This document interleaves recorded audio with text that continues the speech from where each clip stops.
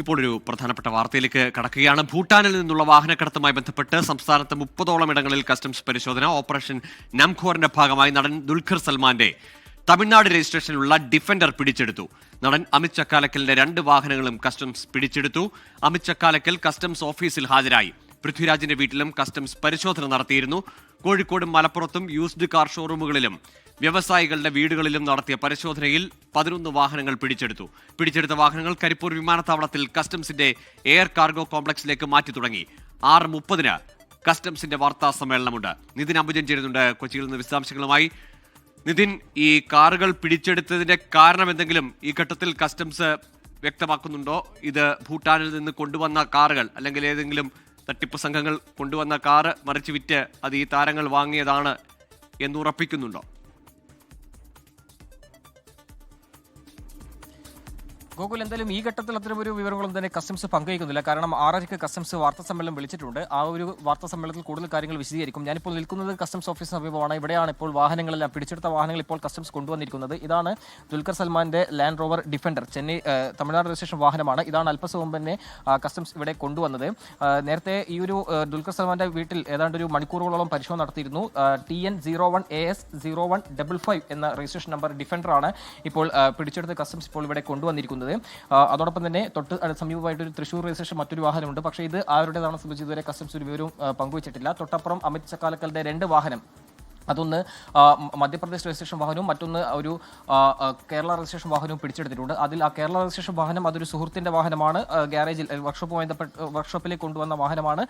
അതിന്റെ രേഖകൾ അടക്കമുള്ള കാര്യങ്ങളെല്ലാം തന്നെ പരിശോധിക്കേണ്ടതുണ്ട് എന്ന് പറഞ്ഞുകൊണ്ടാണ് എന്തായാലും കസ്റ്റംസ് ഈ വാഹനങ്ങളൊക്കെ തന്നെ ഇപ്പോൾ പിടിച്ചെടുത്തിരിക്കുന്നത്. ഈ ഓപ്പറേഷൻ നുങ്കൂറുമായി ബന്ധപ്പെട്ട് ഇന്ന് രാവിലെ മുതൽ തന്നെ ഈ നടന്മാരുടെ വീടുകളിലൊക്കെ തന്നെ പരിശോധന നടത്തിയിരുന്നു. ആ പരിശോധന ഭാഗമായിട്ടാണ് ഇത്തരത്തിലുള്ള രേഖകൾ ചില സംശയമുള്ള അടിസ്ഥാനത്തിൽ ഇപ്പോൾ വാഹനമെല്ലാം തന്നെ കസ്റ്റംസ് ഇവിടെ കൊണ്ടുവന്നിരിക്കുന്നത്. ഈ ഡിഫൻഡർ വാഹനം ഇത് 2012 രജിസ്റ്റർ ആണ്. അതായത് ദുൽഖർ സൽമാൻ കൈപ്പറ്റുമ്പോൾ 2012 രജിസ്റ്റർ ചെയ്തിരിക്കുന്നത്. ഇത് തേർഡ് പാർട്ടി ഓണറാണ്.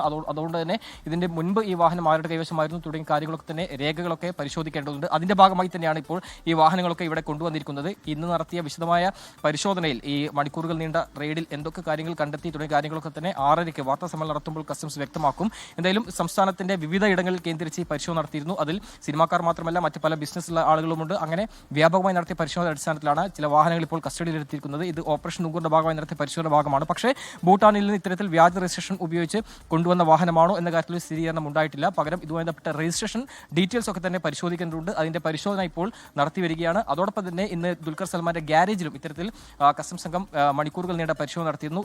ദുൽഖർ സൽമാന്റെ പനമ്പള്ളി നഗറിലുള്ള ഗ്യാരേജിൽ ഏതാണ്ട് 10 വാഹനങ്ങൾ ഇത്തരത്തിൽ പരിശോധന നടത്തി അതിന്റെ രേഖകളൊക്കെ തന്നെ പരിശോധിച്ചു. പക്ഷേ അവിടെ നിന്ന് മറ്റു വാഹനങ്ങളും തന്നെ കസ്റ്റഡിയിലേക്ക് എടുക്കുന്ന ഒരു സമീപനം ഉണ്ടായിട്ടില്ല. എന്നാൽ പനമ്പള്ളി നഗറിലെ എളംകുളത്തെ വീട്ടിൽ നിന്നാണ് ഈ വാഹനം ഇപ്പോൾ കസ്റ്റഡിയിലെടുത്തിരിക്കുന്നത്. എന്തായാലും ഇത് ഏത് നിലയിലാണ് കസ്റ്റഡിയിലെടുക്കേണ്ട സാഹചര്യം എന്തായിരുന്നു തുടങ്ങിയ കാര്യങ്ങളൊക്കെ തന്നെ അല്പസമയത്തിനും കസ്റ്റംസ് വാർത്താ സമ്മേളനം നടത്തി വ്യക്തമാക്കും. എന്തായാലും അമിത് ചക്കാലക്കൽ നേരത്തെ പ്രതികരിച്ചിരുന്നു. ഇത് സ്വാഭാവികമായും ഈ വാഹനം 2012 രജിസ്റ്റർ ചെയ്തതാണ്.